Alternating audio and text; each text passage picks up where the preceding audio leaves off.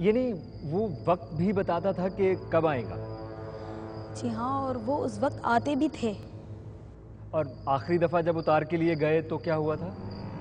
उस दफ़ा तो उसकी बहुत तबीयत ख़राब थी। वो कह रही थी कि वो मुझे नज़र आ रहे हैं। उनका कद बहुत लंबा है। कभी चुप करके बैठ जाती थी और कभी चीखने चिल्लाने लगती थी।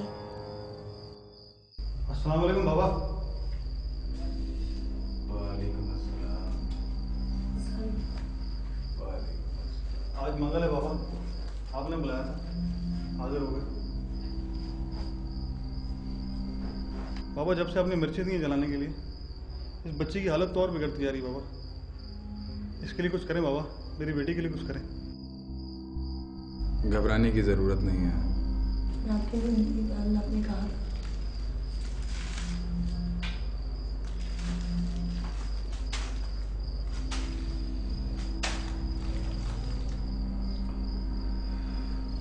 इस पे से 7 दफ़ा बार के मुझे वापस दो।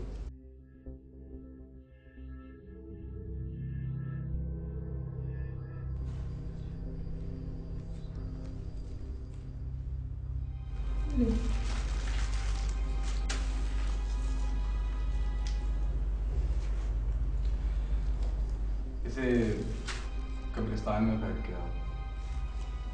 ठीक है बाबा। सुनो, मुड़ के मत देखना। ठीक है बाबा।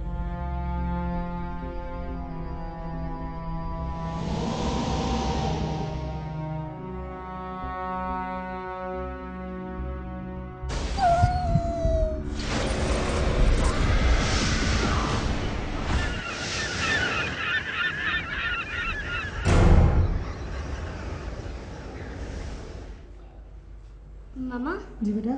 मैं मुँह हाथ धोकर आती हूँ, सही? शुक्र अल्लाह का, शुक्र अल्लाह का, मेरी बच्ची को ठीक कर दिया। आपका बहुत बहुत शुक्रिया।